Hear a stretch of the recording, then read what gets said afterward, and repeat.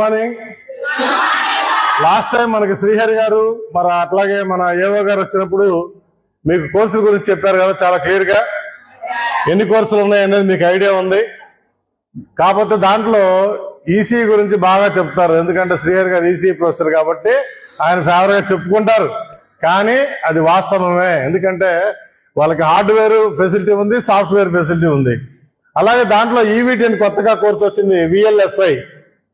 అదేంటంటే ఇంజనీరింగ్ అయిపోయిన తర్వాత యుఎస్ వెళ్ళిన తర్వాత చేసేటువంటి కోర్సు. ఇంతకుముందు అది దాదాపు 13 సంవత్సరాల పాటు ఇంజనీరింగ్ అయిపోయిన తర్వాత మాత్రమే డిజైన్ చేయబడినటువంటి ఆ చిప్ డిజైనింగ్ కోర్స్ అనేది ఇప్పుడు ఇంజనీరింగ్ ఫస్ట్ ఇయర్ తోనే స్టార్ట్ అవుతుంది. కాబట్టి ఇప్పుడు ఇంటర్మీడియట్ అయిపోయిన తర్వాత ఎఫ్సెట్ ఎగ్జామ్ రాసినటువంటి వాళ్ళందరికీ కూడా ఈ కోర్సులో వెళ్ళేటువంటి అవకాశం ఉంది. చిప్ డిజైనింగ్ కోర్సు భవిష్యత్తులో మనం కూడా బుర్రతో కన్నా చిప్ తోనే ఎక్కువ మాట్లాడుకుంటాం. ఎస్ఆర్ఓ ఆ డిజైనింగ్ కోర్స్ అనేది వచ్చింది. ఈ కోర్సు గుంటూరు జిల్లాలో 3 కాలేజీలకు వచ్చింది. చేబ్రోల్ అనే ఒక కాలేజీకి వచ్చింది, పెరుమాళ్ళు అనే ఒక కాలేజీకి వచ్చింది, ఎన్ఆర్ఐ అనే ఒక కాలేజీకి వచ్చింది.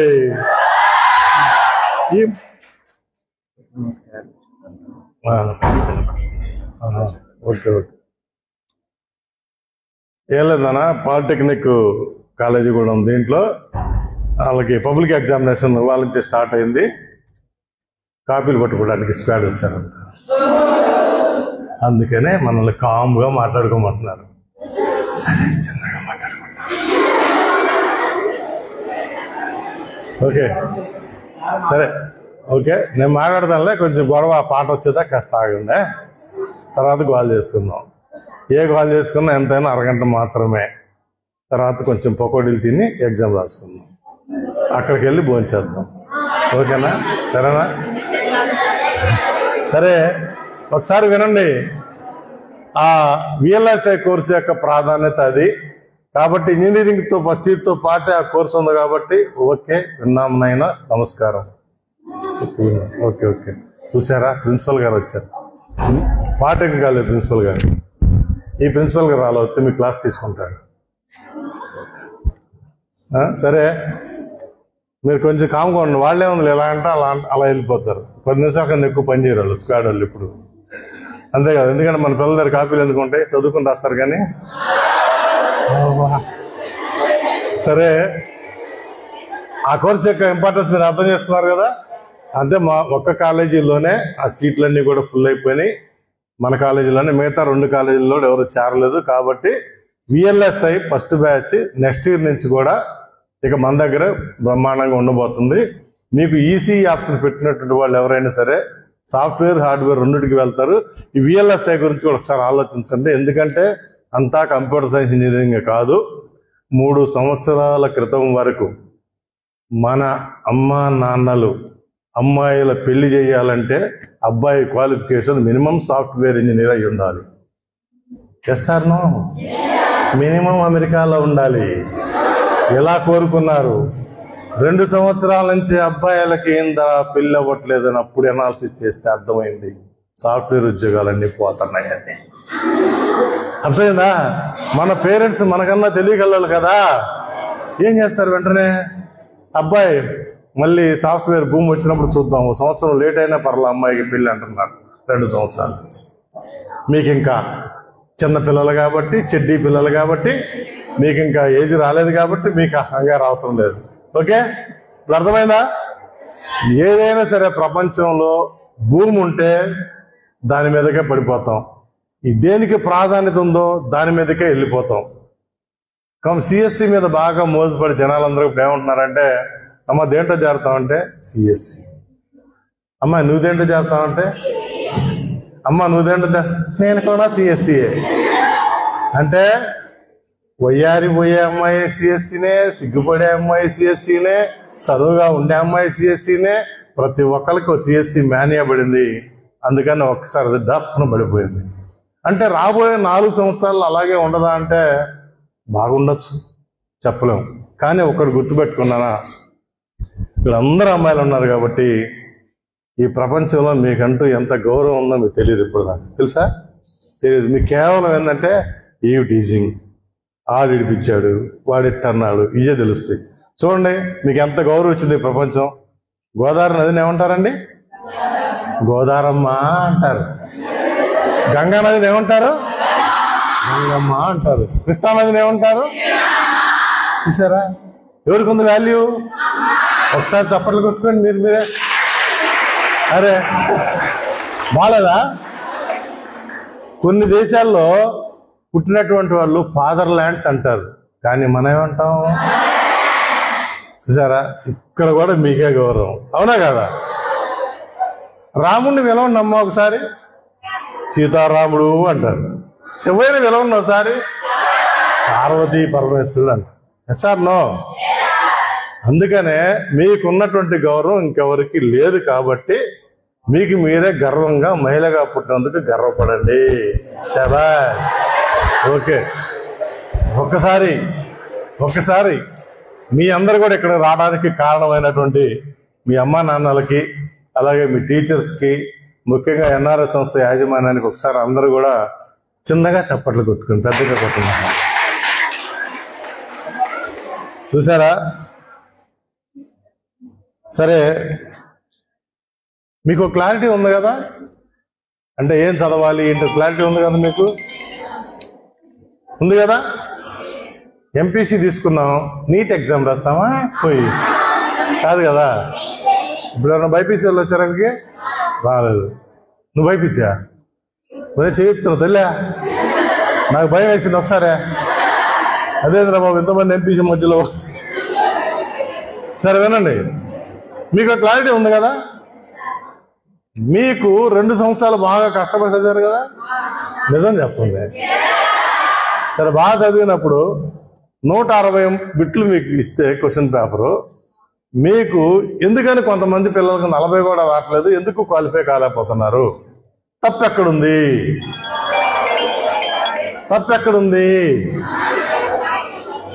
ఎందుకు చెప్తున్నానండి? ఎందుకంటే అమ్మా, లాస్ట్ ఇయర్ 30,000 మంది పిల్లలు క్వాలిఫై కాలేదు ఈ రాష్ట్రంలో.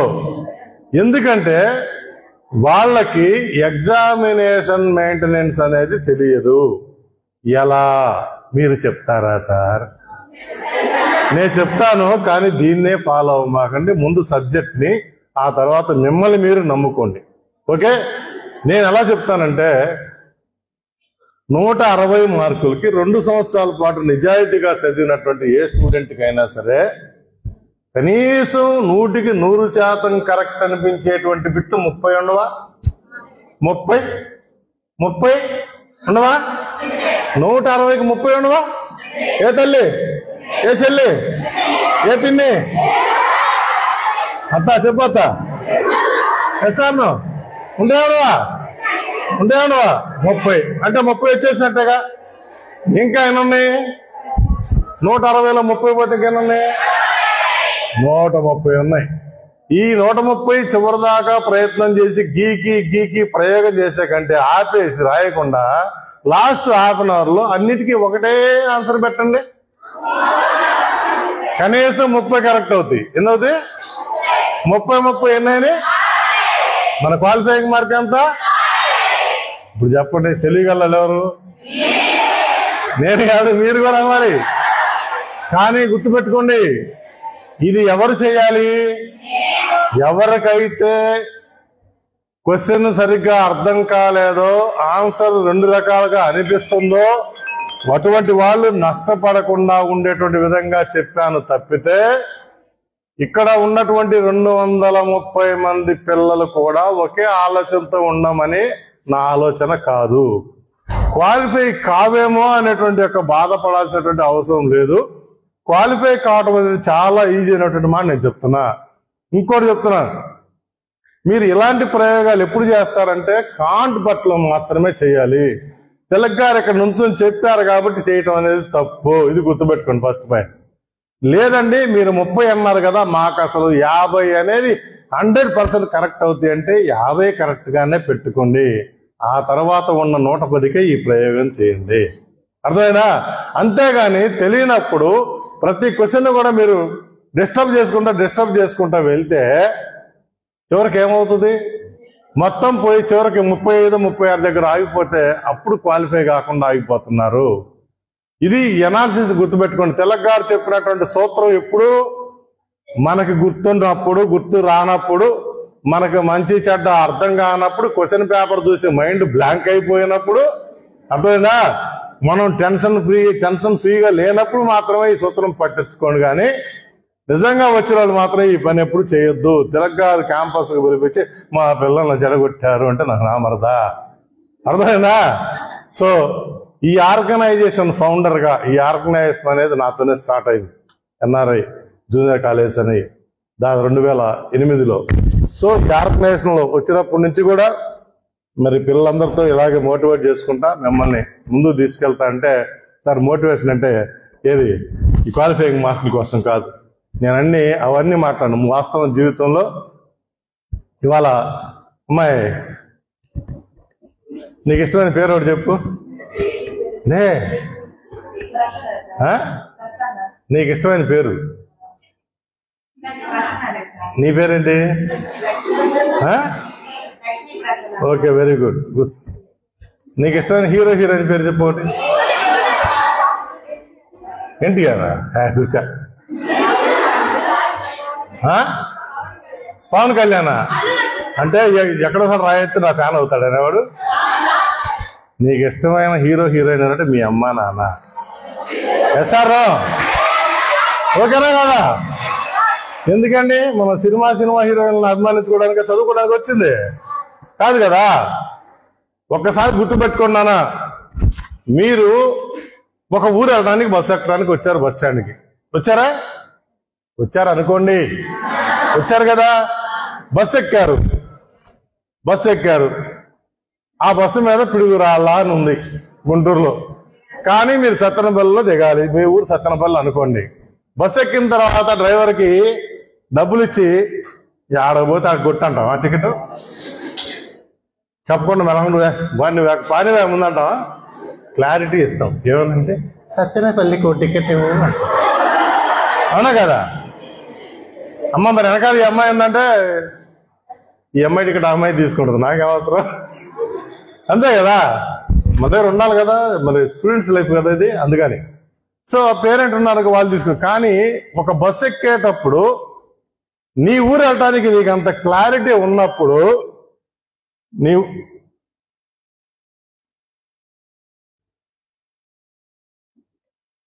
నేను చేస్తానా మీటింగ్? నువ్వు బస్ ఎక్కేటప్పుడు నీకు అంత క్లారిటీ ఉన్నప్పుడు, చిన్న గమ్యస్థానానికే నీకు అంత క్లారిటీ ఉన్నప్పుడు, ఇది జీవితం కదా. Yes or no? నీకు అంత క్లారిటీ ఉండాలి, అవునా?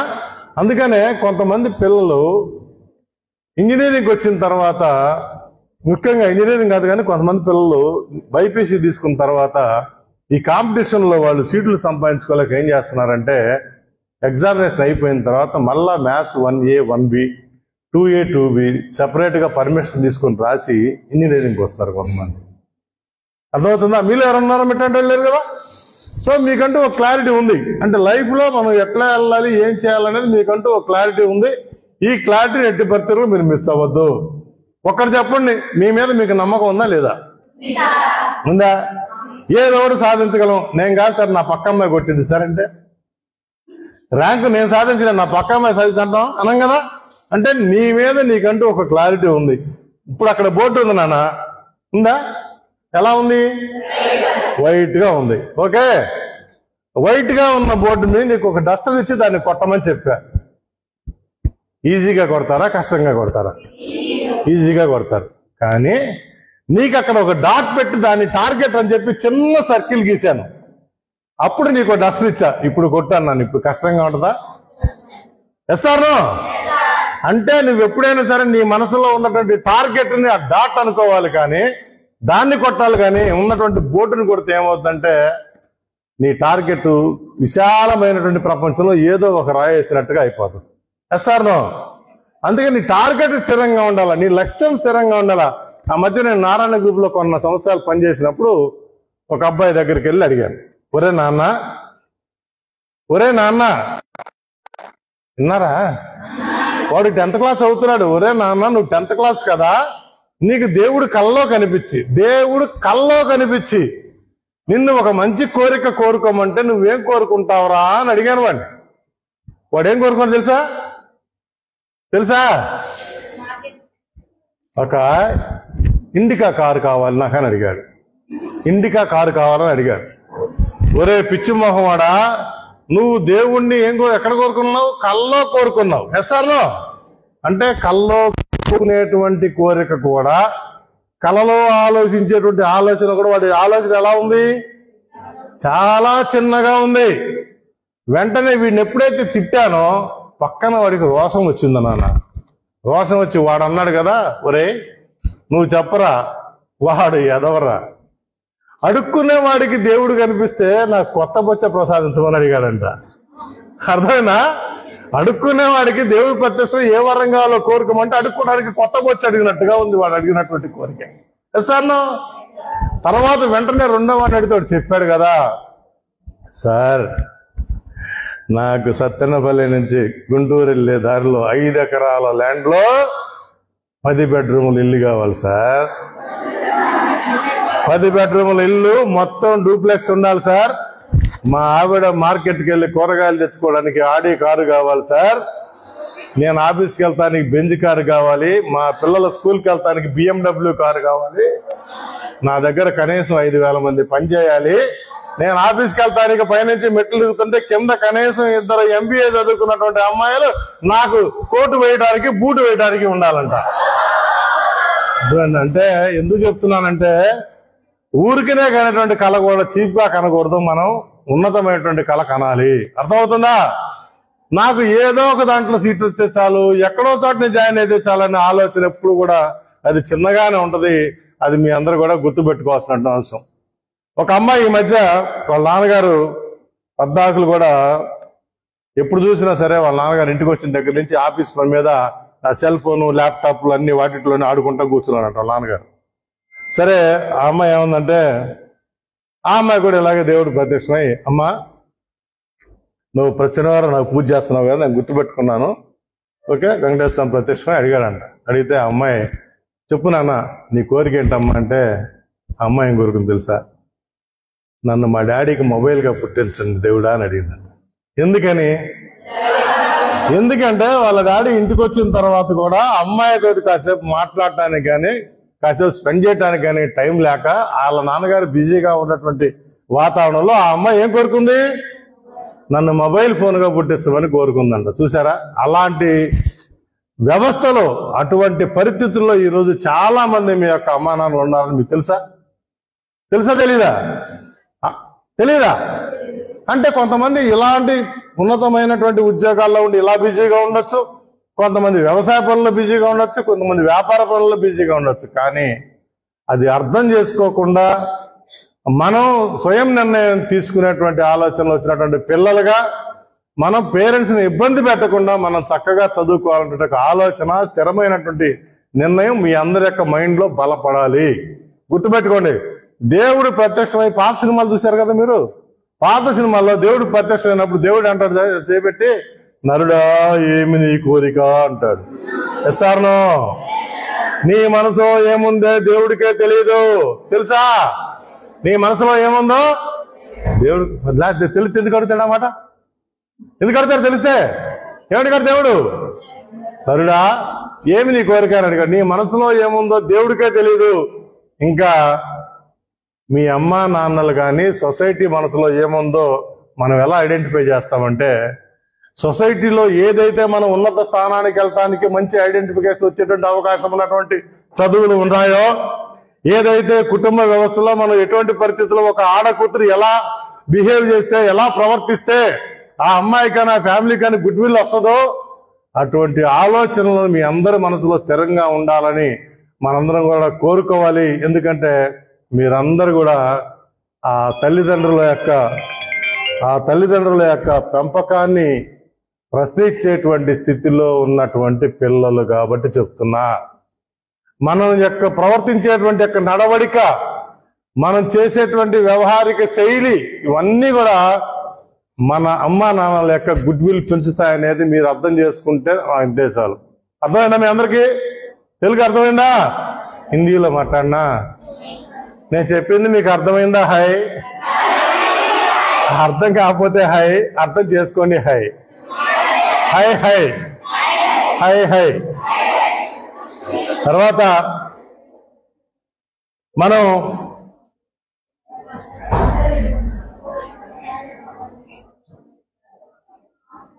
మా అమ్మాయి దారిని అమ్మాయి ఇచ్చి వెళ్తుంటది, కావాల్సిన వాళ్ళు చెయ్యి చూపించండి, తమ్ము పెట్టండి, తనండి అమ్మాయి వచ్చింది. ఓకే, ఇలా అంటే మంచినీళ్ళు, అంతే కదా, అంతే కదా. సరే, ఒకసారి ఇంట్రెస్ట్ కమిట్మెంట్, మీకు అందరికి ఇంట్రెస్ట్ వచ్చారా? ఇక్కడ కమిట్మెంట్ వచ్చారా? ఇంట్రెస్టే కదా. ఇంట్రెస్ట్ అనేది ఏంటంటే, నేను ఎలాగైనా ఇవాళ ఎన్ఆర్ఐ ఇంజనీరింగ్ కాలేజీకి వెళ్ళి ఊరికే క్యాంపస్ అలా కళ్ళతో చూసేసి ఒక ఎగ్జామినేషన్ రాయటం అనేది ఇంట్రెస్ట్. కమిట్మెంట్ అంటే తెలుసా? వాళ్ళు ఎంత టైం ఇస్తే అంత టైం మొత్తం పూర్తిగా వినియోగించుకొని పబ్లిక్ ఎగ్జామినేషన్ రాసినట్టుగా నేను ఎగ్జామినేషన్ రాసి మాత్రమే బయటకు వస్తా అనేది కమిట్మెంట్.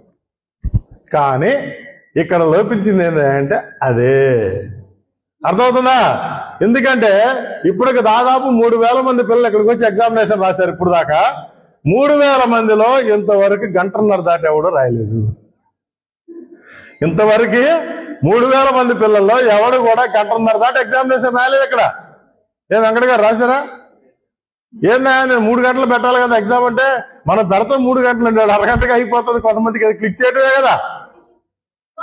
అర్థమవుతుందా? మరి ఏదన్నా కానీ 1.5 కన్నా ఎవరు రాయట్లేదంటే, సరే నేను ఇవాళ ఏం చేశాడు, భాస్కర్ సార్ చెప్పి, అబ్బాయి అందరూ పిల్లలు 1.5కి ముగిస్తున్నారు, 6 గంటల నుంచి, కానీ మన పిల్లలు మాక్సిమం 2 అవర్స్లో అన్నా రాస్తారు కదా అంటే, సార్ వాళ్ళు సార్ మన రెడ్డిపాలెం పిల్లలు సార్ 2 గంటల తర్వాత ఉండాలనుకోరు సార్, ఆకలేసింది సార్, వెంటనే 2 గంటల తర్వాత మీరు బస్ ఎక్కించి పంపించేయండి సార్, వాళ్ళు మోడల్స్ వస్తే కావాలి సార్, ఇలా ఉంటుంది సిస్టమ్ అని చెప్పి తెలుసుకుంటే వాళ్ళు చాలు.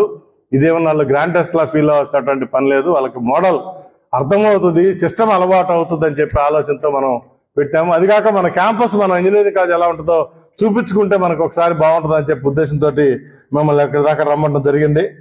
తర్వాత వెంకట గారు మీకు ఎంతసేపు టైం కావాలా? రెడీ అయినా? ఓకే, అంటే వీళ్ళకి స్నాక్స్ పెట్టిన తర్వాత వెళ్దాం అనుకుంటున్నాం. సరే, ఒకటి నాన్న గుర్తుపెట్టుకోండి, మీరు చేసినటువంటి పని ఆ కాస్త అయినా సరే చేసేటటువంటి పనిలో స్పష్టత ఉండాలి. అర్థమైందా మీకు? మీరు ఎప్పుడు దాకా ఉంటారు కాలేజీలో? అమ్మో, అప్పుడు దాకా అంటే మరి సరే, ఇవన్నీ వద్దులే కానీ మళ్ళా మీరు ఉంటారో ఉండరో ఒకసారి. నేను లాస్ట్ టైం మీతో మాట్లాడినప్పుడు మీ అందరూ ఉన్నారా లేరా? ఉన్నారా లేరా?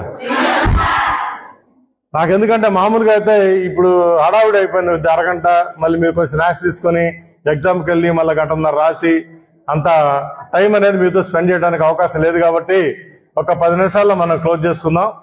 ఒకసారి ఏంటంటే ఒకసారి క్లారిటీని మీరు తీసుకోండి. మనం చేసేటువంటి పనిలో స్పష్టత ఉండాలి. Yes or no? మనం రాసేటువంటి పరీక్షలో స్పష్టత ఉండాలి. Yes or no? మనం లీడ్ చేయబడిన లైఫ్ లో మనకు స్పష్టత ఉండాలి. Yes or no? మనం సాధించబోయేటువంటి ర్యాంక్ మీద మనకు స్పష్టత ఉండాలి. Yes or no? మనం ఏది చేయాలనుకున్నా మన లైఫ్ లో మనకు స్పష్టత ఉండాలి. Yes or no? మనం జీవిత భాగస్వామిని ఎంచుకున్నప్పుడు ఎదవం చేసుకోవాలి. Yes or no? చూసారా, చాలా స్పష్టత ఉంది మీకు, అవునా కదా? అంటే ఈ క్లారిటీని ఎప్పుడు మిస్ అవ్వద్దు. ఇక్కడ మీకు చిన్న ఎగ్జాంపుల్ చెప్పి ఈ రోజున ఎందుకు చెప్తున్నానంటే, ఒక కార్పెంటర్ కి, ఒక మేస్త్రి దగ్గర ఒక కార్పెంటర్ దాదాపు 99 ఇల్లు కట్టాడు. ఎన్ని ఇల్లు కట్టాడు? 99 ఇల్లు కూడా కార్పెంటరీ వర్క్ చాలా బాగా చేశాడు, బ్రహ్మాండంగా కట్టాడు. అందరూ కూడా కార్పెంటర్ బాగా చేశాడయా, బాగా చేశాడు, అందరూ మెచ్చుకుంటారు ఇల్లు అమ్ముకున్నటువంటి మేస్త్రిని. మేస్త్రి చివరికి ఒక ఇల్లు కట్టమని చెప్పి, లాస్ట్ ఇల్లు కట్టాయా మేస్త్రి, నువ్వు రిటైర్ అయిపోతున్నావు అంట కదా అని చెప్పి ఆ మేస్త్రి ఏం చేశా అంటే, ఈ కార్పెంటర్ వర్క్ చేసే అతనికి, అబ్బాయి ఇది చివరిల్లు, ఈ ఒకటి మాత్రం కాస్త జాగ్రత్తగా కట్టు అని చెప్పి 100 ఇల్లు అని చెప్పి నిర్లక్ష్యం చేయబాక, సో నువ్వు రిటైర్ అయిపోతున్నావు కదా, భవిష్యత్తులో నేను నీకేం ఆర్డర్స్ ఇవ్వలేను, ఈ ఒక్క ఇల్లు అన్నా నువ్వు కట్టి జాగ్రత్తగా కట్టమని లాస్ట్ ఒక ఇల్లు కట్టమని చెప్పి ఆ కార్పెంటర్కి అప్పచెబుతాడు. ఆ కార్పెంటరు అప్పుడు దాకా 99 ఇల్లు బ్రహ్మాండంగా కడతాడు. ఈ కార్పెంటర్ ఏమనుకున్నాడంటే, ఇంకెలాగూ నేను రిటైర్ అయిపోతున్నాను కదా, రేపు నుంచి కార్పెంటర్ వర్క్ చేయను కదా, ఏముందలే సుత్తులు అని చెప్పి, లాస్ట్ ఇల్లు కదా అని చెప్పి ఎలా పడితే అలా కార్పెంటరీ వర్క్ చెప్పి ద్వారాలు సరిగ్గా చేయకుండా, కిటికీలు సరిగ్గా చేయకుండా, ఏది సరిగ్గా చేయకుండా ఇల్లు వర్క్ పూర్తి చేసి, అయ్యా నా 100 ఇళ్ళు నేను సంతృప్తిగా పూర్తి చేశాను, ఇదిగోండి తాళం చేతులు, ఇదిగోండి తాళం వేసి తాళం చేతులు ఎత్తున్నానని చెప్పి ఆ యజమానికి ఇచ్చేసి వస్తా ఉంటే యజమాని కార్పెంటర్ని పిలుస్తాడు. నాయనా, నువ్వు నాకు 99 ఇళ్ళు బాగా కట్టి పెట్టావు, బ్రహ్మాండమైన లాభాలు వచ్చినాయి, ఈ 100 ఇళ్ళు నేను అమ్ముకోవడానికి కాదు కట్టమంది, నీకోసం కట్టమన్నాను. అర్థమైనా? ఈ 100 ఇళ్ళు దేనికి కట్టమన్నాను? నేను నీకు చెప్పలా, అంతా అయిపోయిన తర్వాత ఈ ఇల్లు నీకు గిఫ్ట్ గా ఇవ్వాలనే ఆలోచనతో కట్టమన్నాను. కానీ నువ్వు చివరి ఇల్లు కదా అని చెప్పి నిర్లక్ష్యం చేసి నీ ఇల్లే నువ్వు సరిగ్గా కట్టుకోలేకపోయావు. అర్థమైందా? అంటే చేసేటువంటి పనిలో ఎప్పుడైనా సరే చివరి దాకా నీకు ఆ స్పష్టత లోపించినప్పుడు నీ లైఫ్ ఇలా ఉంటుందని చెప్పేసి ఆయన అతనికి నీతి బోధన చేయడం జరుగుతుంది. అంటే గుర్తుపెట్టుకోండి మై డియర్ ఫ్రెండ్స్, ఇవాళ ఇంజనీరింగ్కి వెళ్తాం, అయిపోయిన తర్వాత మళ్ళీ మనకి సరైనటువంటి ఉద్యోగం రాలేదు అంటే కారణం తెలుసా? కారణం తెలుసా? ఇక్కడ కాలేజీలో, మన కాలేజీలో 100కి 100% కూడా పిల్లలకు ప్లేస్మెంట్స్ వస్తున్నాయి, కానీ కనీసం 25% స్టూడెంట్స్ ఆ ఉద్యోగాల్లో చేరలేకపోతున్నారు. కారణం ఏంటి అంటే, ఒకసారి ఇంజనీరింగ్ కాలేజీకి వచ్చిన తర్వాత చదివేది నేను కాదు, కాలేజీ ప్రొఫెసర్స్ అనుకునేటువంటి మన తత్వం మీలో ఉండిపోతుంది. 50% మంది అటెండెన్స్ కోసం వస్తున్నారు, 50% మంది మాత్రమే చదువు కోసం వస్తున్నారు. ఖాళీగా ఉన్న పిల్లలందరూ గ్రౌండ్ లో కనపడుతున్నారు, లైబ్రరీలో ఒకళ్ళు కనపడతలేదు. ఖాళీగా ఉన్న పిల్లలందరూ క్యాంటీన్లో కనపడుతున్నారు, బయట థియేటర్లో కనపడుతున్నారు, కానీ లైబ్రరీలో ఒకళ్ళు కనిపించట్లేదు. కారణం ఇది. అర్థమైనా? ఎందుకు బ్యాక్లాగ్స్ ఉండిపోతున్నాయి అంటే, బ్యాక్లాగ్స్ ఎందుకు ఉండిపోతున్నాయి అంటే, మేము చిన్నప్పుడు అరే పలానా వాడు ఎక్కడున్నాడు అంటే కాలేజీ లైబ్రరీలో ఉన్నాడని చెప్పుకునేటువంటి స్థితిలో మేము చదువుకున్నాం. మా తర్వాత మళ్ళీ మారిపోయింది, మళ్ళా ఇప్పుడు చూస్తున్నాం. కేవలం ఏంటంటే ఆ చదువు అనేటువంటి ధ్యాస ఇంజనీరింగ్ కళాశాలలో గుర్తుపెట్టుకోండి, లైబ్రరీలోనే ఎక్కువగా జరుగుతుంది. ఎందుకంటే ఇంటికి వెళ్ళిన తర్వాత మీరు ఎలాగూ పుస్తకాలు ఇసిరి అవతల పడేస్తారు కాబట్టి. అర్థమవుతుందా? అందుకనే మై డియర్ స్టూడెంట్స్, 75% అటెండెన్స్ ఎవరికైతే బాగుందో వాళ్ళకి మాత్రమే రియంబర్స్మెంట్ వచ్చింది. మనకు వైట్ రేషన్ కార్డు ఉంటే ఫీజు రియంబర్స్మెంట్ వచ్చింది. 4 సంవత్సరాల పాటు ఇంజనీరింగ్ కోర్సు ఫీజు అంతా గవర్నమెంటే కట్టింది. తెలుసు కదా మీ అందరికి ఇవన్నీ? లేదునా మా అమ్మ నాన్నగారు బాగా సంపాదించారండి, వ్యాపారంలో కోట్లు వచ్చినాయండి మాకు, కరోనా అప్పుడు మా డాడీ 10 కోట్లు సంపాదించారంటే ప్రైవేట్ యూనివర్సిటీకి వెళ్ళు. కానీ నువ్వు ఇక్కడ ఉండి మంచి ర్యాంకు తెచ్చుకుంటే, నీ కనుక మంచి ర్యాంక్ వస్తే నీకు విఐటీలో రిజర్వేషన్ ఉంది, ఎస్ఆర్ఎంలో రిజర్వేషన్ ఉంది, అమృత యూనివర్సిటీలో రిజర్వేషన్ ఉంది, విజ్ఞాన్లో రిజర్వేషన్ ఉంది, కేఎల్ యూనివర్సిటీలో రిజర్వేషన్ ఉంది, గీతంస్లో రిజర్వేషన్ ఉంది. అర్థమైందా? నువ్వు మెరిట్ స్టూడెంట్ అయితే గవర్నమెంట్ మీకు ఆ యూనివర్సిటీలో కూడా కొన్ని ఫ్రీ సీట్లు ప్రొవైడ్ చేస్తుంది. అంటే ఫీజు వాళ్ళే కడతారు, మీరేం కట్టాల్సిన పని లేదు.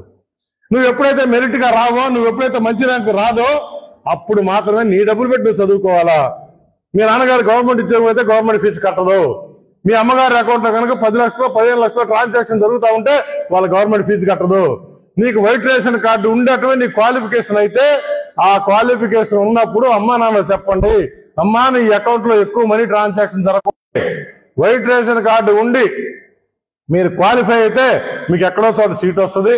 మీకు ఆ రోజు మీరు చేరబోయేటువంటి రోజుకి మీ ఫారిన్ కంట్రీస్ లో ఉన్నటువంటి మీ మిత్రులు, బంధువులు, స్నేహితులు, చిన్న చిత్తగా పెద్ద అందరూ ముక్క మూలిగా మొత్తం అందరూ కూడా దృష్టిలో పెట్టి అడగండి, ఇవాళ ఏ కోర్సుకు డిమాండ్ ఉందో కనుక్కోండి, ఆ కోర్సును మీరు ఆప్షన్ గా ఎంచుకోండి. ఒకసారి రాకపోతే వదిలేయండి, సెకండ్ కౌన్సిలింగ్ ఉంటుంది, సెకండ్ కౌన్సిలింగ్ కోసం వెయిట్ చేయండి. అర్థమైనా? లేదు వాటిలో మాకు ఇక్కడ బాగుంది సార్, ఇక్కడ చక్కని అట్మాస్ఫియర్ ఉంది, పెద్ద క్యాంపస్ ఉంది, ఇక్కడికి వస్తాం సార్ అంటే మీరు ఆప్షన్ పెట్టుకోండి. ఎన్ఆర్ఐ కాలేజ్ యొక్క కోడ్ ఏంటంటే NRIT. ఏం కోడ్ ఏంటి? NRIT అనేటువంటి ఆ కోడ్ తో మన ఆన్లైన్ లో మన ఆప్షన్ పెట్టుకోవచ్చు. ఆ రోజున NRIT అని నొక్కినప్పుడు పక్కన మీకు అంతా కూడా కాలేజీ డీటెయిల్స్ అని కూడా కనబడతాయి. మీరు ఆప్షన్ పెట్టుకోండి, ఫస్ట్ ఆప్షన్ పెట్టుకోండి, వెంబడే సీట్ రాగానే వచ్చేసేయండి. లేదంటే సెకండ్ కౌన్సిలింగ్ దాకా ఆగండి, మీకు కావాల్సినటువంటి కోర్సు వచ్చేదాకా వెయిట్ చేయండి. రెండో కౌన్సిలింగ్ తర్వాత మాత్రం మీరు స్టబాన్ డెసిషన్ తీసుకోండి. అయ్యో 3 దాకా వెయిట్ చేస్తే మళ్ళీ మార్పు లేకపోతే మనం ఇబ్బంది పడిపోతాం కదా అని మీరు అందరూ కూడా ఆలోచించాలా. అర్థమవుతుందా? అర్థమైందా? మీకు ఎలా చెప్పాలా? మీకు ఎలా చెప్తే అర్థమవుతుంది. మీకు కేకలేస్తే అర్థం కాదు. అందుకని నేను కూడా చాలా చిన్నగా మాట్లాడదాం అనుకుంటున్నాను. గట్టిగా చెప్పానా? క్లారిటీ ఇచ్చానా మీకు? అంటే ఈ క్లారిటీ అంతా మీరు కాలేజ్ ఇంజనీర్ కాలేజ్ మిస్ అవుతారు. అందుకని నేను ఆ క్లారిటీని మీకు ఇస్తున్నా. అలాగే మనకి పాలిటెక్నిక్ కాలేజీ ఉంది. పాలిటెక్నిక్ కాలేజ్ అంటే మీరు రావాల్సిన పని లేదు, 10th క్లాస్ అయిపోయిన వాళ్ళు వస్తారు. ఓకేనా? పాలిటెక్నిక్ కాలేజీలో కూడా మనకి సిఎస్సి ఉంది, ఈసీ ఉంది, మెకానికల్ ఉంది, ఆర్టిఫిషియల్ ఇంటెలిజెన్స్ ఉంది. ఇక్కడ కూడా గుర్తుపెట్టుకున్న ఆర్టిఫిషియల్ ఇంటెలిజెన్స్ కి చాలా ప్రాధాన్యత ఉంది. భవిష్యత్ అంతా కూడా ఆర్టిఫిషియల్ ఇంటెలిజెన్స్ మీదే ఉంటది, చిప్ డిజైనింగ్ మీదే ఉంటది. ఈసీ తీసుకుంటే 2 పక్కల ఎడ్జ్ ఉంటది, సిఎస్సి తీసుకుంటే కంప్యూటర్ సైన్స్ మీద మాత్రమే ఉంటది. డేటా సైన్స్ తీసుకున్నా కానీ డేటా సైన్స్ ఎక్కువ మంది లేడీస్ ప్రిఫర్ చేస్తున్నారు. ఎందుకంటే పెద్ద టెన్షన్ లేకుండా ఎక్కడికి పోయినా డేటా ఎంట్రీ ఆపరేటర్ టైప్ లోనే సిస్టమ్ ఉంటుందనే ఆలోచనతో ఉండి ఎక్కువ మంది డేటా సైన్స్ తీసుకుంటా ఉన్నారు పిల్లలు. అర్థమవుతుందా? చూడండి, మన జీవితం, మన అమ్మ నాన్న మనకిచ్చిన జీవితం ఉత్తమమైందిగా మీరు భావిస్తున్నారా? లేదా?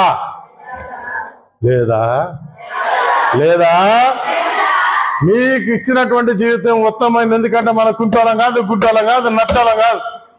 అర్థమైనా? ఒక్కసారి మన అమ్మ నన్ను గట్టిగా కాసు పెట్టుకుంటే దండగా ఉంది.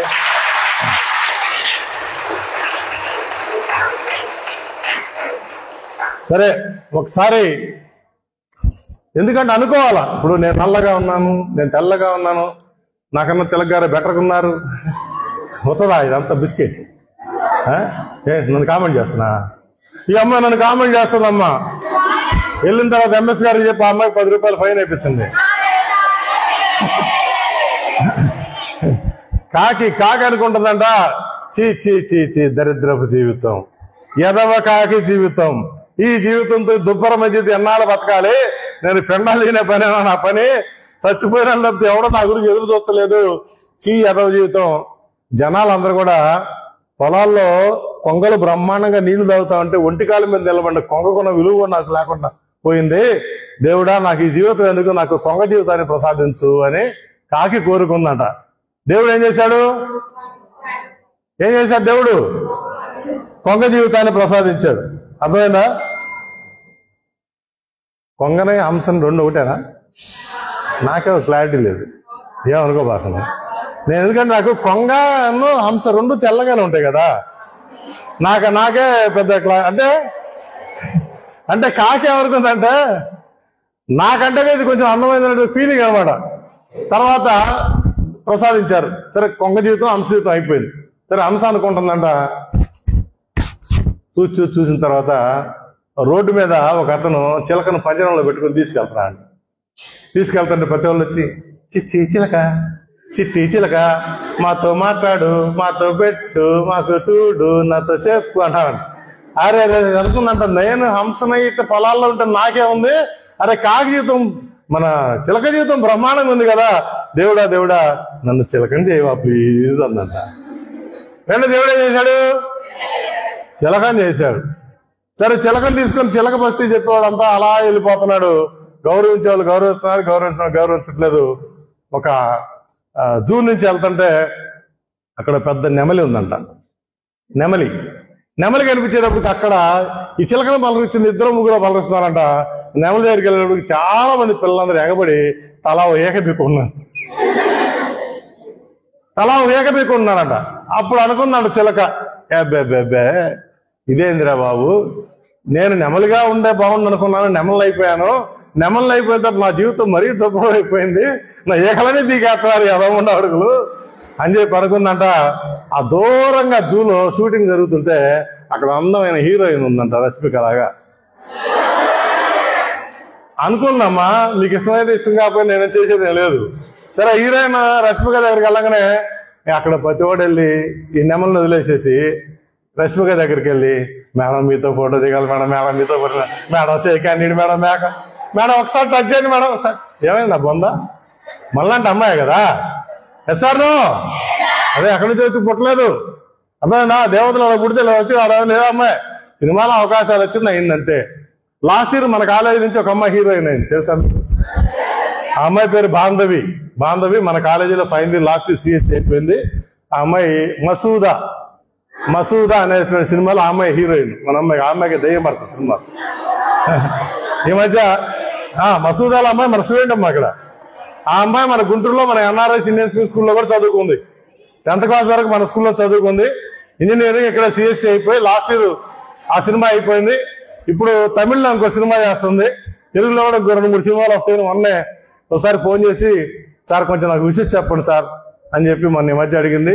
జాబ్ కూడా వచ్చింది, హైదరాబాద్లో జాబ్ చేస్తున్నానండి, కంపెనీ మారుతున్నాను, మారిన తర్వాత మీకు మళ్ళీ కొత్త ఫోన్ నెంబర్ మారినా నేను మళ్ళీ చెప్తానని చెప్పి చెప్పింది. అమ్మాయి పేరు బాంధవి, సినిమా పేరు మసూదా.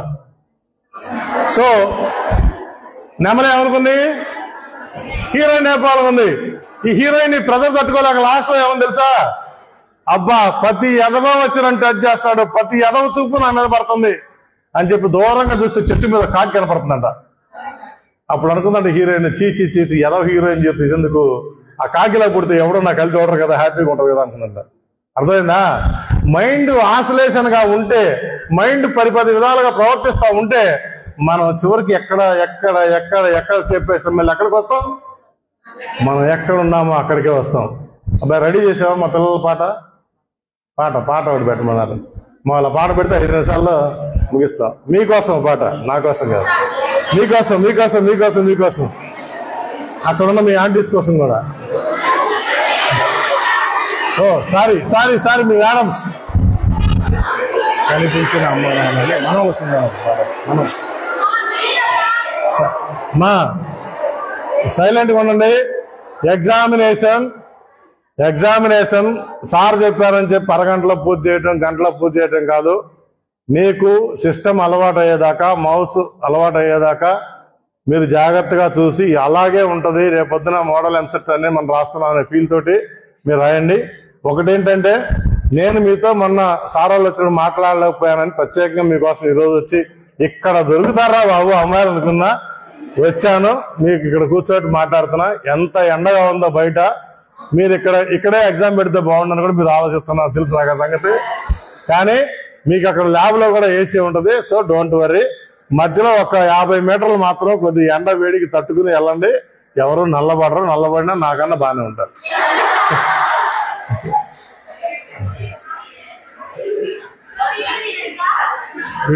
వెంకట్ వీడియో కూడా తీయాలి, వీడియో చెప్పాలి. ఓకే, మీరు బాగా సౌండ్ పెట్టు. ఇప్పుడు ఏది వీళ్ళ మూమెంట్ ఏది? యాస్ అది సౌండ్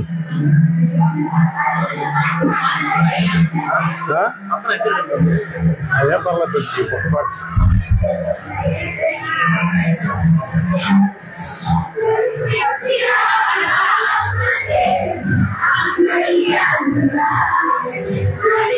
మూమెంట్ లేదు.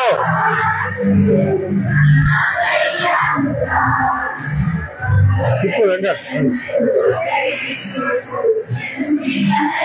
తిప్పు ఒకసారి తిప్పు.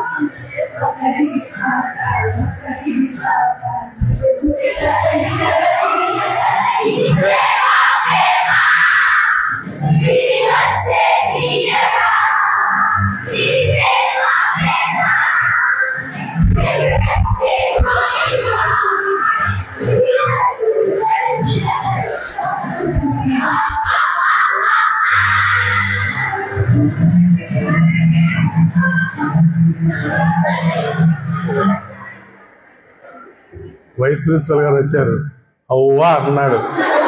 నన్ను ఏం అల్లాక మెల్లగా వెళ్ళిపోయాడు. సో మీ అందరిని ఇలా కలుసుకోవటం నిజంగా నిజంగా నిజంగా చాలా హ్యాపీ. మళ్ళా వీలైతే ఒకసారి మీరు ఎగ్జామినేషన్కి వెళ్ళబోయే ముందు ఒకసారి ఎంఎస్ గారు క్యాంపస్లో ఉన్నప్పుడు, ఆయన క్యాంప్కి వెళ్ళకుండా ఉన్నప్పుడు ఒకసారి వచ్చి మీ అందరితో వాళ్ళు లేరు, అందుకని వాళ్ళు లేకపోతే వచ్చాడు కదా ఆయన కూడా. ఎంఎస్ గారు పెళ్ళా? అమెరికా వెళ్ళారా? అమెరికా వెళ్ళినా ఆఫ్రికా వెళ్ళినా లండన్ వెళ్ళినా సచ్చినట్టు మళ్ళా ఇండియాకి రావాల్సిందే. అర్థమైందా? ఎందుకంటే వాళ్ళ ఆవిడ ఉద్యోగం చేయాలి, ఆయన ఉద్యోగం చేయాలి, అంతేనా కదా. అమెరికాలో ఎవరు ఇస్తారు? వాళ్ళిద్దరికి ఉద్యోగం పిల్లలకి ఇస్తారు, తల్లిదండ్రులకి ఇస్తారా? కాబట్టి వాళ్ళు ఇక్కడికి వస్తారు. సో సీతారామ గారు రండి ఒకసారి. మన ఏవో సార్ మన ముందు వచ్చారు, గుర్తున్నారా?